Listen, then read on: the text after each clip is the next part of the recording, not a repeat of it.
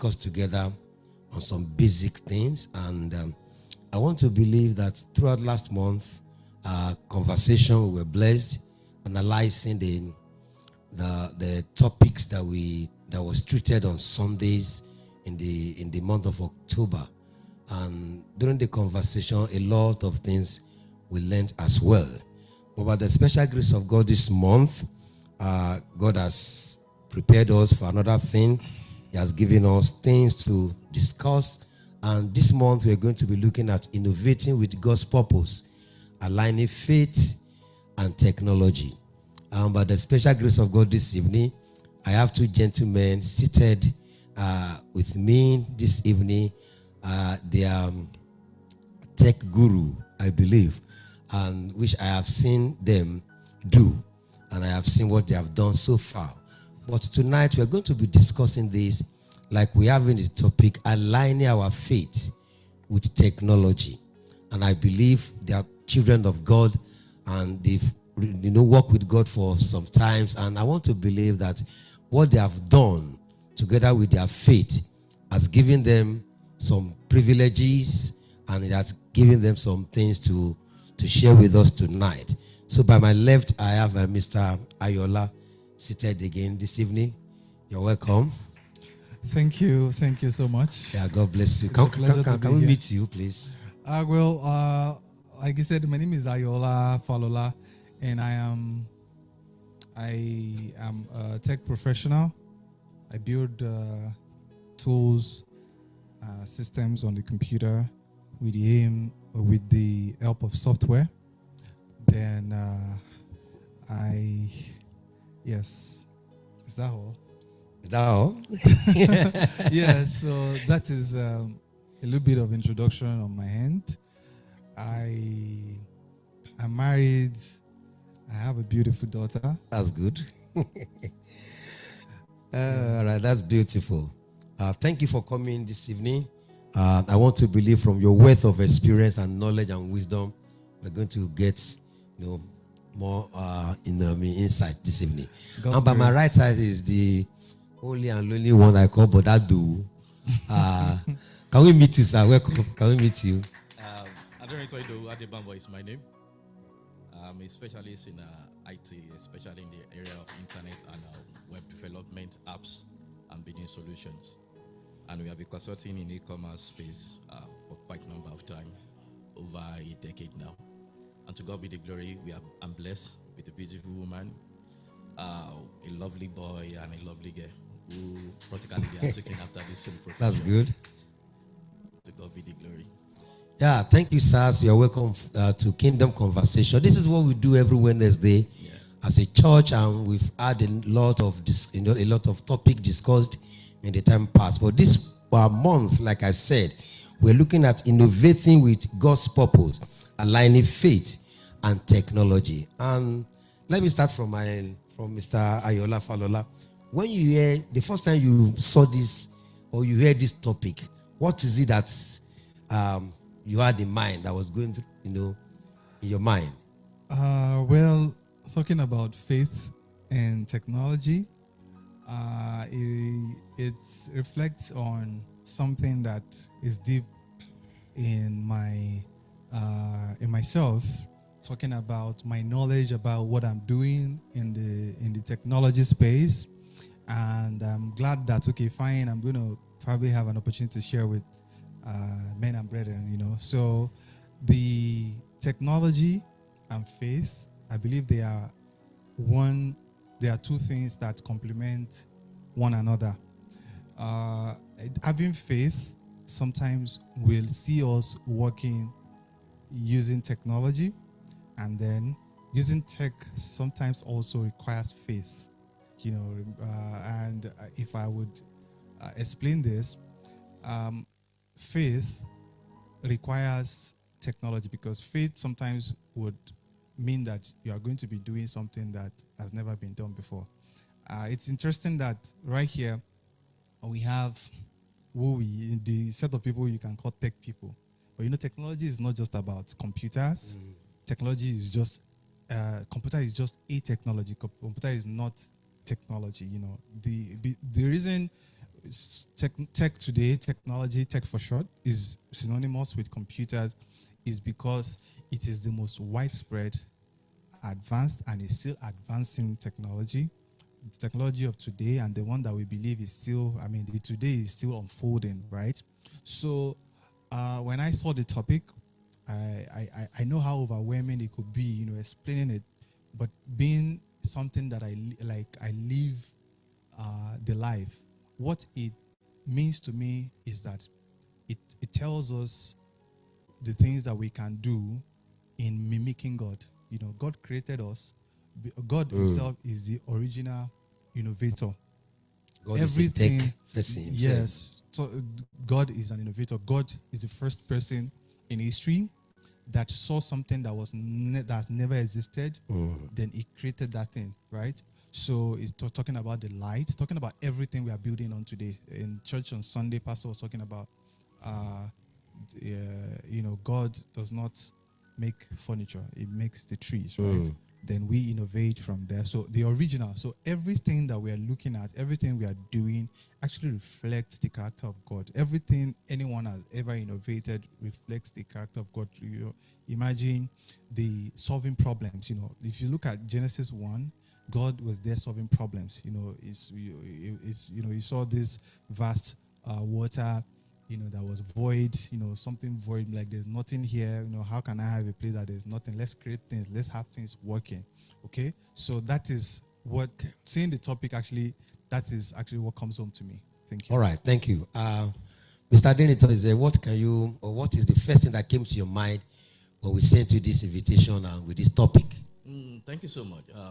First, I was blank, and I'm thinking, I don't think there's any kind of correlation between faith and technology, because faith is divine, and faith, it's what we used to believe in, what is divine, what is spiritual. And where does technology come from? Technology comes from the point of wisdom. It's a subset of wisdom, and wisdom is embodied of the spirit of God. Because in Proverbs 8, somewhere in Proverbs 8 said about wisdom said that it was there where God was building, where God was creating the heart. So I believe that wisdom produced technology. And from the kind of technology we are with that's available now, there have been technology way back in the ancient days. Even the human being system is a wonderful kind of system development that we are still trying to study to get a big picture of how the human body works up to today. So, to me, though we have seen technology helping us to do things better as a simple definition of technology, which means it helps you to get things done easier and faster. And how could you say, let there be light and there be light, without you constructing, without you putting some infrastructure together? And when wisdom refers to us that it was there when they are doing such things. So wisdom is the one in charge of how those things are being built that make sense to us, give it colors, give it structure.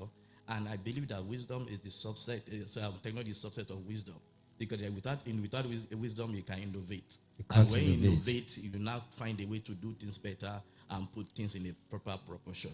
So wisdom is, I believe that technology is a subset of wisdom, and wisdom is the embodiment of the Spirit of God. Yeah, thank you. So what you've both expressed tonight is the fact that when we talk of technology, it's not far-fetched from the wisdom of God, and it's not far-fetched from the faith. But there is, if you see the way things are going now, the rate at which technology is increasing, changing every year, changing every time, don't you think that technology has some negative effects on faith? Mr. Ayola? Well, everything you see either makes you have faith or build your faith, or it takes away the faith that you have. Okay, almost everything you see. That's why every situation have at least two perspectives. Okay, so you're talking about technology now. The way I see technology, I was saying the other time, is that it shows me the character of God. Character of God. If you see God in technology, it does not take faith away from you. For example, okay, I have I have the technology. It's talking about artificial intelligence that helps. Before then, the computer can decide based on the information you give to it and based on preset things, right? But then we have an artificial intelligence now, the language models that allow you to at least have a conversation with the computer, and then the computer can reason, And what that tells me is that man is trying to build something that reasons like man. And it sends Man is trying to build something that reasons like man. Yeah, so that reminds me of what happened in the Bible when God said, "Let us make man in our own image, in our own likeness." So then I will think about it this way: that this is more like an onion. God makes man. Man wants to make something else. God makes man to think like man, to think like him. God, to be like God.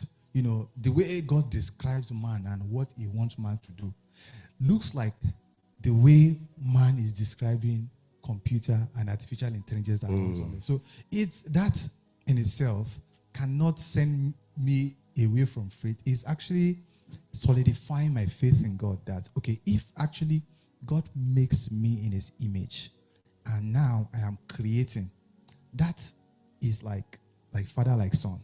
Don't you think?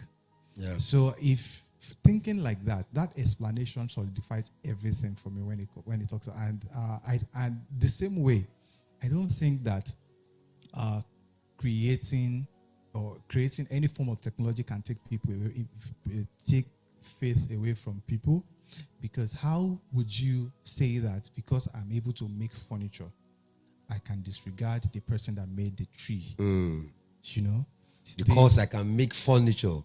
Yeah, so the tree, even right now, that okay, man could influence how trees are grown, they can grow faster, that's also technology.